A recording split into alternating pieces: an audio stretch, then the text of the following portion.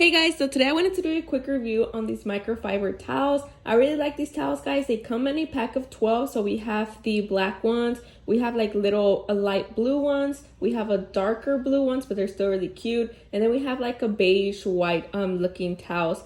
I really like these little towels, guys, because they're not super thick. They're actually very thin, as you can see. Let me go ahead and show you. So they're very thin, they're lightweight, and I'm actually going to show you how well they clean the sink, which is why I got them mostly for. But they can clean your sink, they can clean your bathrooms, your windows, even your cars. So they're honestly useful for so many things. But let's go ahead and see how well they clean the sink. Alright guys, so now we're going to try both of these towels here so we can wipe the sink. As you can see, it is full of water. So we're just going to go ahead and clean it up, see how well they clean up.